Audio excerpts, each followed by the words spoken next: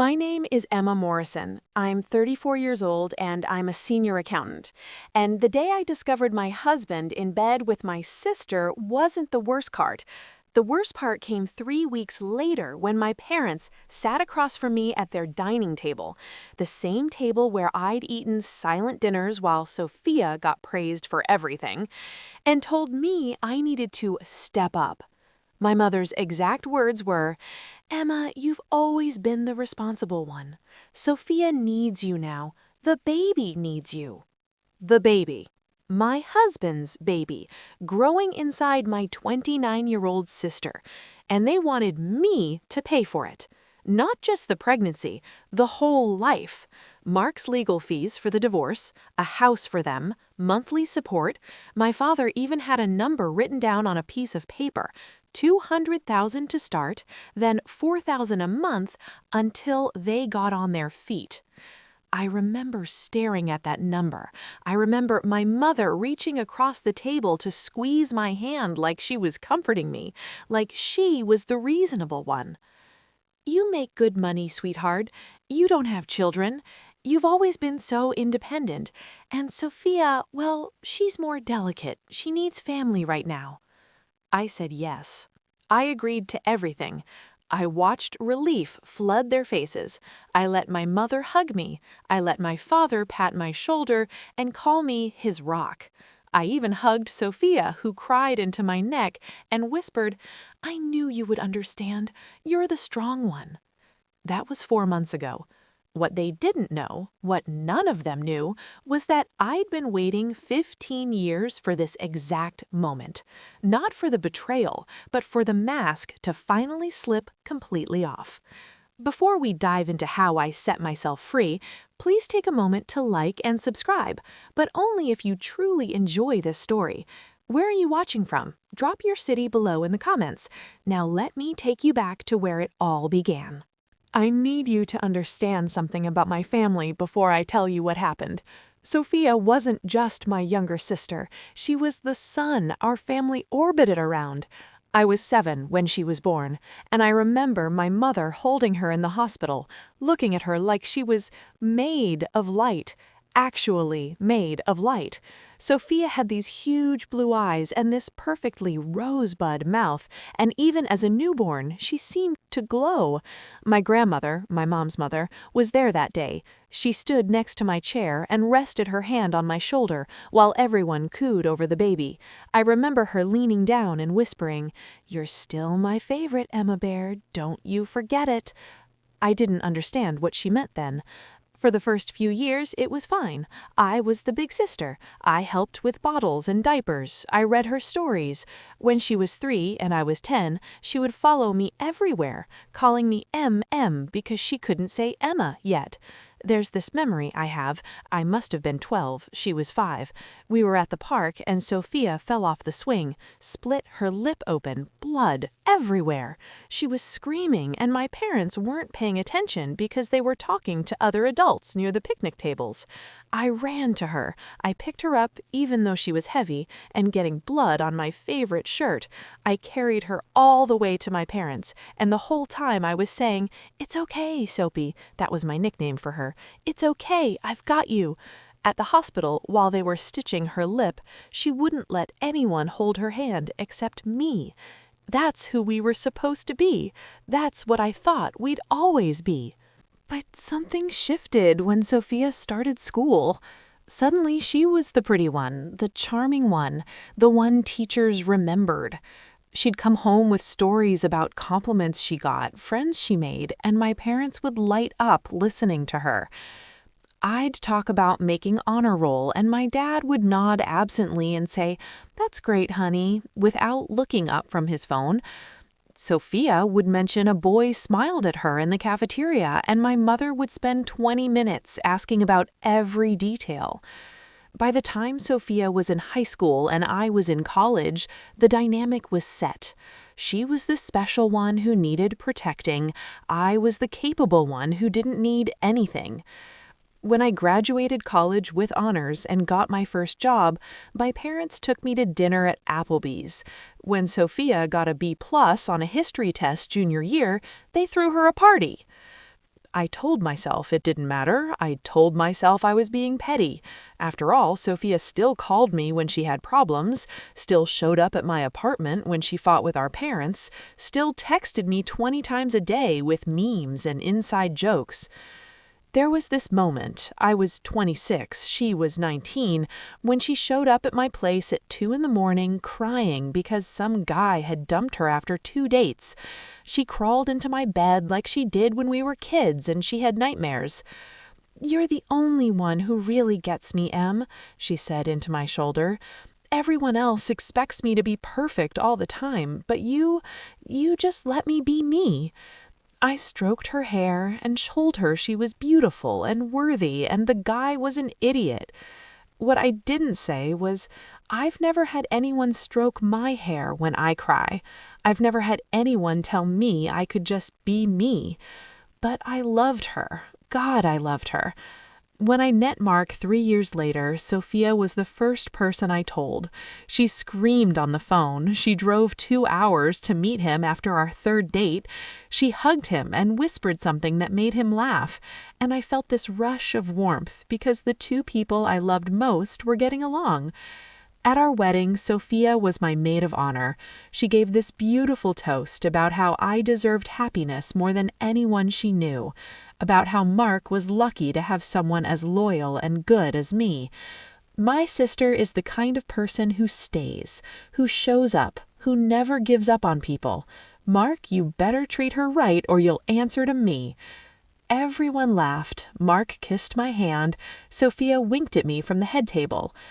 I didn't know then that she'd already slept with him the night before the wedding.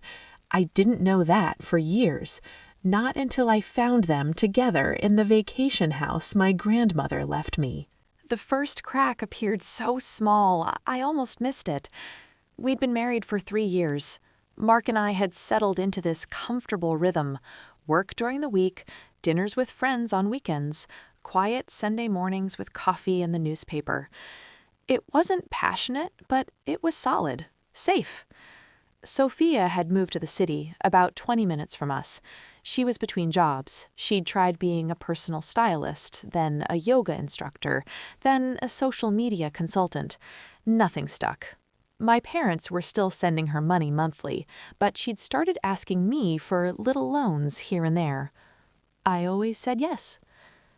The vacation house was in the mountains, about 3 hours north, a small cabin with a stone fireplace and a creek behind it. My grandmother had bought it in the 70s and left it to me in her will, along with a trust fund I'd never told anyone about, not even Mark. The will had been specific. To my granddaughter, Emma Catherine, who understands the value of patience. I didn't understand what she meant at first. The trust was substantial, $850,000, but the terms were strange. I could access it for educational purposes or in the event of family circumstances requiring decisive action. My grandmother's lawyer, Diane Chen, had explained it meant I could use it for school or if there was some family crisis. I never touched it. I put myself through my master's program with loans and worked 2 jobs. I let the trust grow. Instead, I quietly bought rental properties, small condos, duplex units. I lived modestly, drove a used car, packed my lunches. Mark thought I was just frugal. My family thought I was boring. By the time I was 34, I had a real estate portfolio worth $2.3 million, but nobody knew. The erosion started when Sophia began joining our weekend plans more often. She'd text Mark directly to ask if we wanted to grab drinks. She'd show up at our apartment unannounced with takeout. She'd call him to ask for help moving furniture or fixing her laptop. "Your sister's going through a hard time," Mark said when I mentioned she was around a lot. "We should be supportive." I agreed. Of course I agreed. Then came the touches, small ones. Her hand on his arm when she laughed, sitting next to him on the couch instead of the chair, playing with his hair at dinner and teasing him about needing a haircut. "Sophia's just affectionate," Mark said when I brought it up. "That's how she is with everyone." But she wasn't like that with everyone. She was like that with him. I started noticing other things, the way they had inside jokes I wasn't part of, the way Mark's phone would light up with her texts at night, the way he'd angle the screen away from me when he responded. "You're being paranoid," he said when I asked about it. "She's your sister. I'm being nice to your sister. Isn't that what you want?" I wanted to believe him. I needed to believe him. So I pushed it down, swallowed the discomfort, told myself I was being insecure and jealous and all the things women are taught not to be. Then came the suggestion. "I think Sophia should use the cabin for a while," Mark said one night over dinner. This was about 6 months before everything exploded. "She's stressed. She needs a break. You're always saying you don't use it enough anyway." Something cold moved through my chest. "That's my grandmother's cabin." "I know, and you're generous. You love your sister. What's a few weeks?" A few weeks turned into 2 months. Sophia would text me photos from the cabin, her on the deck with wine, her by the fireplace reading, her hiking with trails. She'd say things like, "This place is healing me, Em. Thank you for sharing your space." Your space, not our space, not family space, your space, like she was a guest I'd invited. Mark started going up there on weekends to check on things when I had to work. He'd come back smiling and relaxed, smelling like wood smoke and Sophia's perfume. "She's doing better," he'd say. "You should visit soon." I should have known then. Maybe part of me did know. But I loved them both, and when you love people, you make excuses for them until you can't anymore. The moment I couldn't anymore came on a Saturday in June. I told Mark I had to work that Saturday. There was a quarterly audit I was behind on, spreadsheets that needed reconciling. He said he was going to play golf with his college buddy James. But James texted me at 11 asking if Mark wanted to reschedule their golf game for the following week. "We're still on for next Saturday, right?" the text said. I stared at that message for 5 full minutes. Then I got in my car and drove to the cabin. It was a beautiful drive, I remember that. The mountains were green and full, the sky painfully blue. I had the windows down. I wasn't thinking clearly. I was just driving. Part of me still thought I'd arrived to find nothing, an empty cabin, a misunderstanding. Mark would be there alone, and I'd feel stupid for doubting him, and we'd laugh about my paranoia over dinner. But I knew. The way you know when you're dreaming and some part of your brain is trying to wake you up. The way you know before the doctor says the word malignant. The way you know when someone says, "We need to talk," that everything is about to change. His car was parked next to hers in the gravel driveway. I parked behind them and sat there for a moment. My hands were shaking. The engine was still running. I could have left, driven away, pretended I'd never come. But I didn't. I used my key, opened the front door quietly. The cabin was dim, curtains drawn against the afternoon sun. There was music playing softly, something jazzy and intimate. I heard them before I saw them. Sophia's laugh, that high, tinkling laugh I'd heard 10,000 times, and Mark's voice, low and warm, saying something I couldn't make out. The bedroom door was open. They were in my grandmother's bed. The quilt she'd made by hand was pooled on the floor. Sophia's dress, a yellow sundress I'd complimented her on last month, was draped over the rocking chair. They didn't hear me at first. They were too wrapped up in each other. I stood there and watched them for what felt like hours, but was probably 30 seconds. I watched my husband kiss my sister's shoulder. I watched her run her fingers through his hair the way she used to do playfully in dinners, except now it wasn't playful at all. I watched them in the space my grandmother had loved, in the house she'd left to me because I was her favorite, doing the thing that would break me in a way I couldn't come back from. Then Sophia opened her eyes and saw me. She gasped, actually gasped, like a character in a movie. Mark turned. His face went white, then red, then white again. "Emma," he started. But I was already talking. My voice came out calm, eerily calm, like I was narrating someone else's life. "How long?" Sophia pulled the sheet up to cover herself. She started crying immediately. I'm so sorry. I didn't mean—" "How long?" Mark sat up. He was shaking his head like he could shake away what I'd just seen. This isn't— "How long?" Sophia looked at Mark. Mark looked at Sophia. Some unspoken conversation passed between them, and that might have hurt worse than anything else. They had their own silent language now. 2 years, Mark finally said. 2 years.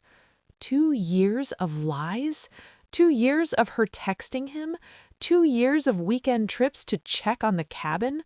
2 years of me making excuses for them while they laughed at me behind my back. "Since before the wedding?" I asked. Sophia's sob caught in her throat. That was answer enough. I nodded. Just nodded, like they'd told me something mundane, like they'd said they preferred chicken over beef. "Okay," I said. "Emma, please." Sophia reached out toward me. "Don't." The word came out sharp, the only crack in my calm. "Don't say my name right now." I turned and walked out. I got in my car, I drove home. I didn't cry, I didn't scream. I didn't feel anything at all. I felt like I was watching myself from very far away, like I'd separated from my body and was floating somewhere near the ceiling, looking down at the woman whose entire life had just imploded. When I got home, I sat on my couch and stared at the wall until it got dark. Mark didn't come home that night. Neither did Sophia call, and that's when I understood. I was alone. I'd always been alone. I'd just been too busy being the strong one, the responsible one, the one who stayed to notice. I'm going to stop here for a second. If this story is resonating with you at all, or if you've ever felt the pain of being misunderstood by the people who are supposed to love you most, please take a moment to like this video and subscribe. It really lets me know that sharing these hard stories is worth it. Mark came home the next day, Sunday morning. He still had the cabin smell on him. He tried to explain. It poured out of him like he'd been holding it in for years. Maybe he had. He said he loved me but wasn't in love with me. He said Sophia understood him in ways I didn't. He said they didn't mean for it to happen, but once it did, they couldn't stop. "She makes me feel alive, Em. I'm sorry, but I can't keep pretending." The funny thing about betrayal is how reasonable it sounds in the betrayer's mouth, how they make it seem like they're the victim of their own feelings, like they're brave for finally being honest. I listened to all of it. Then I asked him to leave. "We need to talk about the divorce," he said, "the apartment, the finances." "Get out of my apartment," I said quietly. "We'll talk through lawyers." He looked surprised. "Your apartment? Emma, we're both on the lease." "No, we're not." We weren't. I'd kept my apartment from before we got married and put his name on as an authorized occupant, not a lessee. Another thing he didn't know about me. Another way I'd protected myself without even realizing I was doing it. He left, and then came the calls. First my mother, then my father, then both of them together on speakerphone, which they only did for serious family matters, holidays, deaths. Apparently this. They wanted to meet. They needed to discuss the situation as a family. I knew what was coming. I could feel it in my bones. But I agreed to dinner at their house, the house where Sophia still lived, in the basement apartment my parents had renovated for her after she quit her last job. When I arrived, they were all there. Mom, Dad, Sophia looking pale and fragile, and Mark sitting next to her on the couch like they were already a unit. My mother hugged me. "Oh, sweetheart, this must be so hard for you." We sat around the dining table, the same table from my childhood, the same table where Sophia's achievements got celebrated while mine got acknowledged and moved past. My father cleared his throat. He had a notepad in front of him. He'd prepared. "Emma, we know this is a difficult situation, but we're family, and family supports each other through hard times." I waited. "Sophia is pregnant," my mother said gently. "She just found out this week." The room tilted, just slightly, just enough. Sophia was crying, of course, silent tears tracking down her perfect face. Mark had his arm around her. "We didn't mean for this to happen," Sophia whispered. "But now that it has, we want to do the right thing. We want to be a family." "The baby is due in 7 months," my father continued. "Mark is filing for divorce so he can marry Sophia before the birth." I looked at Mark. "You proposed?" He had the decency to look away. "It's the right thing to do." My mother reached across the table and took my hand. Her touch felt like acid. "We know this isn't what any of us wanted, but there's a baby to think about now, an innocent baby."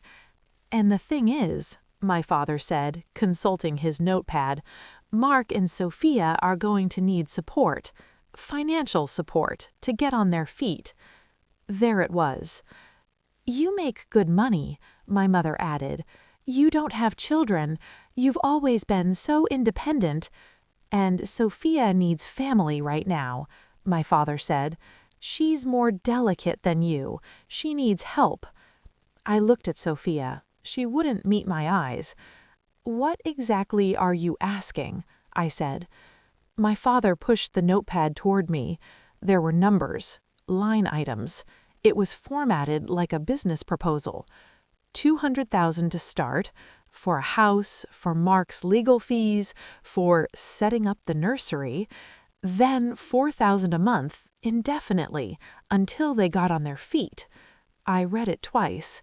Then I looked up at the 3 of them, 4 of them counting Mark. "You want me to pay for my husband to leave me and marry my sister and raise their baby?" "We want you to support your family," my mother corrected gently, "the way family does." I could have said no, could have thrown the notepad back at them and walked out and never spoken to any of them again. But I didn't, because something clicked in that moment. Something fundamental shifted in my understanding of the situation. They thought I was weak. They thought I was compliant. They thought the quiet, responsible daughter would do what she'd always done, swallow her pain and make everyone else's life easier. They thought they knew me. They were wrong. "Okay," I said. The relief on their faces was immediate, profound. "Oh, Emma," my mother started crying. Thank you for being so mature about this." My father nodded approvingly. "This is the right thing. You're doing the right thing." Sophia got up and hugged me. She smelled like Mark's cologne. "I knew you'd understand. You're the strong one. You always have been." I let her hug me. I let them all think they'd won. Then I went home and called Diane Chen. Diane's office was in a historic building downtown. Dark wood, law books lining the walls, the smell of old paper and furniture polish. She was 63 now, with silver hair and sharp eyes behind wire-rimmed glasses. She'd been my grandmother's attorney for 30 years and had handled the estate when Grandma died 6 years ago. "Emma Morrison," she said when I walked in. "I was wondering when I'd hear from you." We sat in her leather chairs, and I told her everything. The affair, the pregnancy, the family meeting, the demands for money. She listened without interrupting. When I finished, she was quiet for a long moment. "Your grandmother knew," she finally said. "Knew what?" "How your family treated you. The favoritism. The way they took you for granted." Diane stood and went to a file cabinet. "She left something for you. Instructions, to be given when circumstances required decisive action." She handed me an envelope, cream-colored paper, my grandmother's handwriting on the front. "For Emma Bear, when you're ready." Inside was a letter, 3 pages, handwritten. "My dearest Emma, if you're reading this, then the mask has finally slipped all the way off and you've seen your family for what they truly are. I'm sorry, sweetheart. I'm sorry I won't be there to help you through it, but I've watched them treat you like you're less than Sophia your entire life. I've watched you shrink yourself to make room for her shine. I've watched them expect you to carry all the responsibility while she carries all the love. And I've been preparing for this day. The house they live in, the one they think was left to the family, is in a trust controlled solely by you. The deed is in your name. I did this because I knew someday they would push you too far, and you would need leverage. The trust fund is yours alone. Use it wisely. Use it to build a life where you don't have to apologize for existing. You are not the strong one, Emma. You're the abandoned one who learned to survive without support. There's a difference. Don't let them confuse your competence for obligation. All my love, Grandma Rose. I read it 3 times. Then I looked at Diane. The house? I said. Your grandmother purchased it outright in 1985. When she revised her will 8 years ago, she placed it in an irrevocable trust with you as sole trustee and beneficiary. Your parents have been living there under the assumption it was part of her general estate. It wasn't. Can I remove them? Yes, you own it. They're essentially tenants without a lease. Something warm and terrible bloomed in my chest. Not quite joy, not quite rage, something in between. What else do I need to know? Diane smiled. Let's talk about your options. Over the next 2 months, I became strategic. I hired Bobby Torres, an old friend of my grandfather's who'd been a private investigator before retiring. He'd actually been at my wedding, a kind man with gray hair and tired eyes who told me I reminded him of his daughter. I asked him to document everything. He did. Photos of Mark and Sophia together, videos of them at restaurants, holding hands, kissing in parking lots, proof the affair had been ongoing for years. I also asked him to look into something that had been bothering me, Sophia's spending habits, where her money was going. What he found was illuminating. Credit card debt totaling $73,000, designer clothes, expensive dinners, a lifestyle funded entirely by our parents' monthly allowance and the little loans from me she'd never paid back. Mark wasn't much better. He'd been supporting her habits, taking her on trips, charged to credit cards I didn't know he had. He'd racked up $48,000 in debt keeping Sophia happy. They were drowning financially, and they saw me as their lifeboat. I installed security cameras in the cabin. I should have done it months ago, but I finally did it after that family meeting.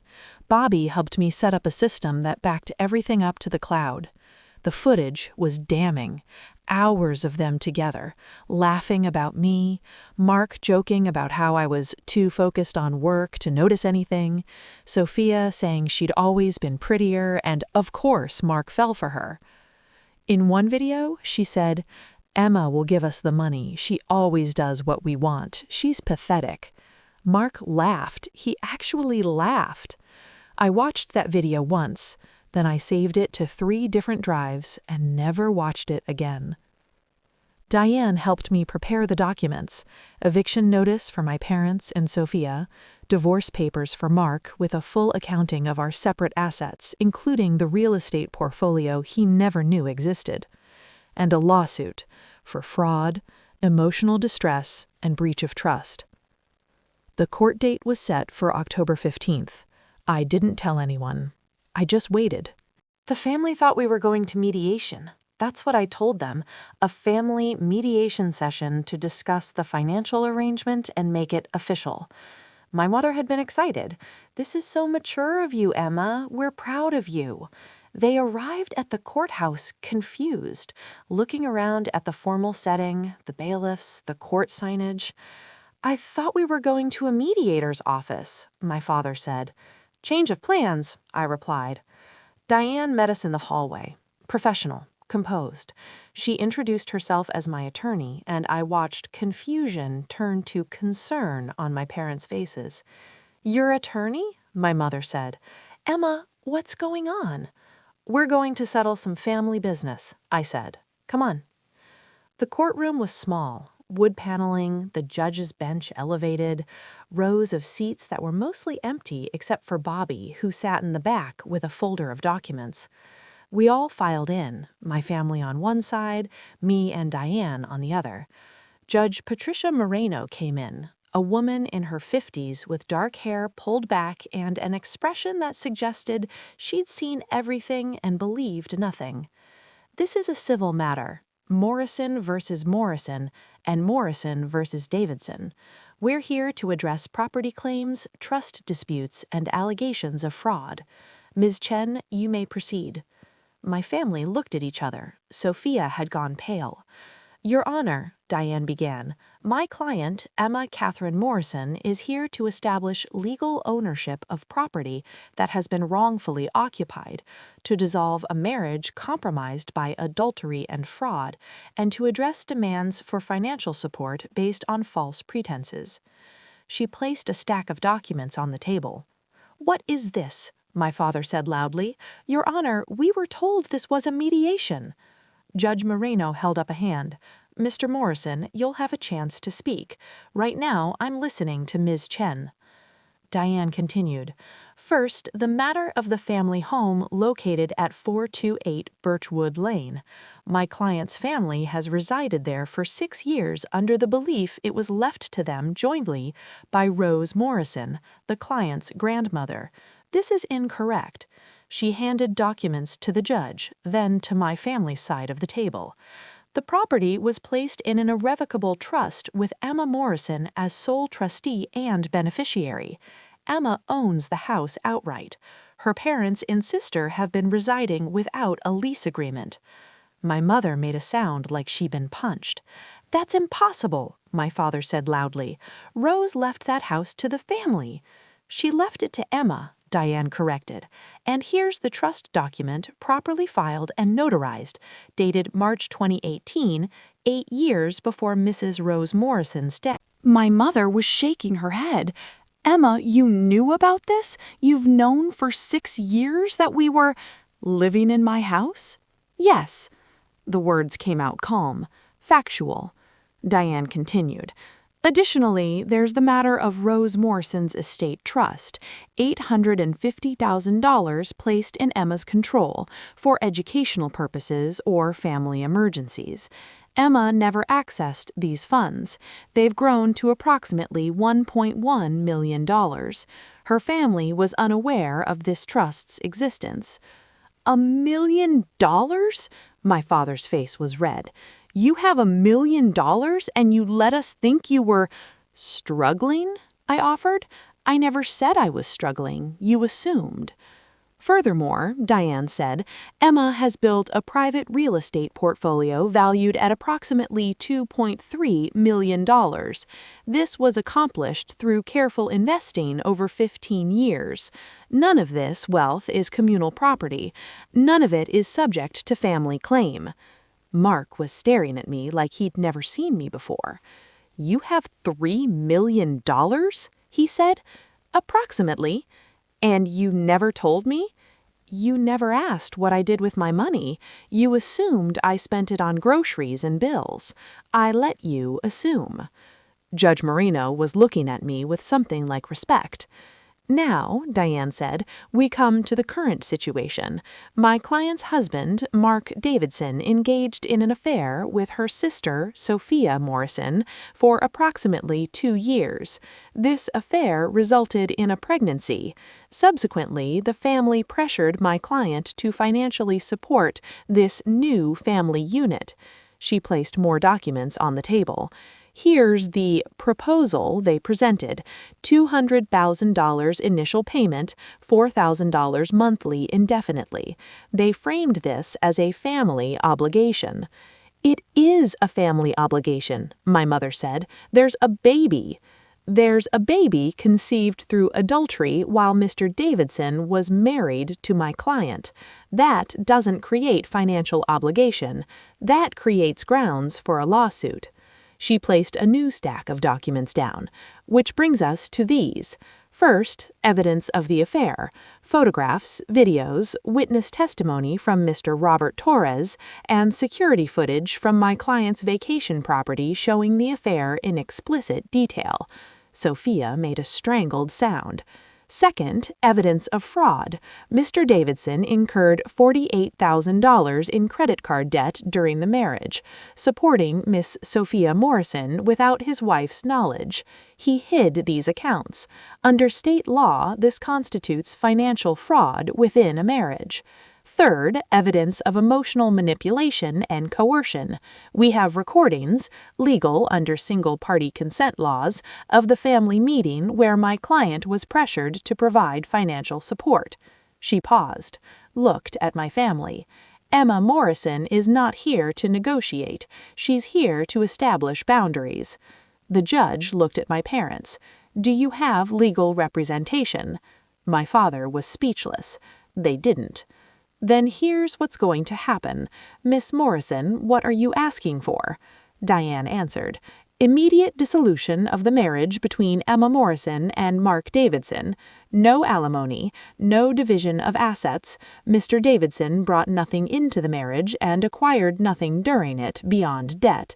Eviction of Richard Morrison, Patricia Morrison, and Sophia Morrison from the property at 428 Birchwood Lane, effective 30 days from today, and a restraining order preventing any of them from contacting Emma Morrison to request financial support. You're evicting us? My mother whispered. You asked me to support you financially. I'm declining. The house is mine. You'll need to find somewhere else to live. Emma, please, Sophia started, but Judge Moreno was already speaking. Mr. Davidson, do you contest the divorce? Mark shook his head slowly.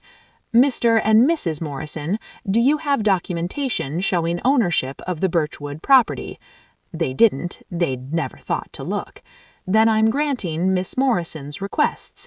Divorce granted, eviction notice upheld, restraining order approved for a period of 2 years, renewable if violated. She banged her gavel.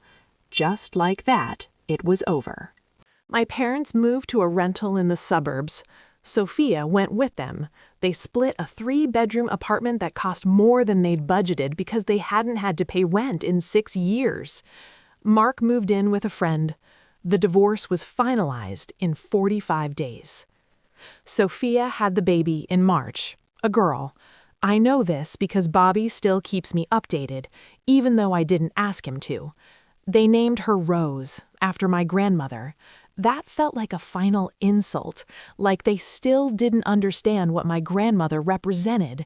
She was the only one who saw me clearly, and they used her name for the baby born from their betrayal. I didn't go to the hospital, didn't send a gift, didn't acknowledge it at all. Some people might think that makes me cruel. Maybe it does. But I learned something important through all of this. Closure isn't something other people give you. It's something you give yourself. I sold the vacation cabin 6 months after the court date. It was tainted now. Every room held memories I didn't want anymore. I sold it for twice what my grandmother paid for it, and I donated half the proceeds to a women's shelter. The family house, the one I evicted Din from, I kept. I renovated it, turned it into something new. Now I rent it to a young family with 3 kids who actually appreciate it. They send me pictures of the children playing in the yard my grandmother planted. I went to therapy, a lot of therapy. I learned words for what my family did to me: scapegoating, golden child syndrome, emotional neglect. I learned that being the responsible one wasn't a compliment. It was a role I'd been forced into so everyone else could be irresponsible.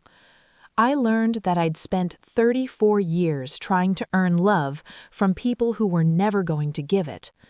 And I learned how to stop trying. The hardest part wasn't the betrayal, it was accepting that I'd been betrayed by people I genuinely loved. That Sophia, who I'd protected and defended and supported, had looked at my life and decided she wanted it. That my parents, who were supposed to protect both their daughters, had chosen one over the other so completely that they felt entitled to my money even as they supported the affair that destroyed my marriage. That Mark had loved the version of me that made his life easier, but not me. I'm 35 now. A year has passed. I still keep my bullet journal. Every morning, coffee and pen and paper, but now I write different things. Not tracking family interactions or watching for red flags, just my life, my actual life. I'm dating someone new. His name is James. He's a teacher. He knows about what happened, not all the details, but enough. He knows I'm not looking for anything serious yet, and he's okay with that. He's teaching me what it feels like when someone is genuinely interested in you, when they ask about your day and actually listen to the answer, when they notice if you're quiet and check if you're okay, when they introduce you to their friends with pride instead of obligation. It's strange, unsettling even, being treated like I matter. But I'm learning. My parents tried to reach out once, about 4 months after the eviction. They sent a letter, not an email, a physical letter, saying they'd had time to think and wanted to repair the relationship. The letter never apologized. It said things like mistakes were made, and we all need to move forward, and family is forever. It asked if we could start fresh. I didn't respond. Some bridges aren't meant to be rebuilt. Some relationships are toxic at their foundation, and no amount of repair work will make them safe to stand on. Sophia sends me Facebook friend requests every few months from new accounts. I decline them all. The restraining order expires in a year. I'm already planning to renew it. Because here's what I've learned. Revenge isn't about hurting people back. It's about removing them from the position where they can hurt you again. It's about taking back the power they stole and using it to build something better. They wanted my money, my support, my endless capacity to absorb their damage and keep functioning. What they got instead was boundaries, consequences, the reality that I was never the weak as they needed me to be. And what I got was freedom. I'm not the strong one. I never was. I was just the invisible one, the taken for granted one, the one everyone assumed would always be there no matter how badly they treated me. Now I'm just Emma, 35, an accountant with a real estate portfolio and a therapist I see every other week, and a boyfriend who brings me coffee without me asking, and friends who actually show up when I need them. I'm building a life where I don't have to earn the right to exist, where I'm not measuring my worth by how useful I am to people who don't value me, where I matter because I'm me, not because I'm the responsible one, not because I'm someone's sister or daughter or wife. Just me. The girl my grandmother called Emma Bear, who she knew would someday be ready to stop shrinking herself for people who wouldn't appreciate it anyway. I think I'm finally ready, Grandma. I think I'm finally free. Have you ever been betrayed by someone who was supposed to protect you? How did you rebuild trust? What's one thing you learned about yourself after a betrayal? Share one moment in your healing journey that changed everything right in the comments down below. I truly want to hear your experiences and perspective. This was another story from Revenge Room, where we turn pain into purpose and betrayal into balance. Please don't forget to subscribe and join us for the next transformation.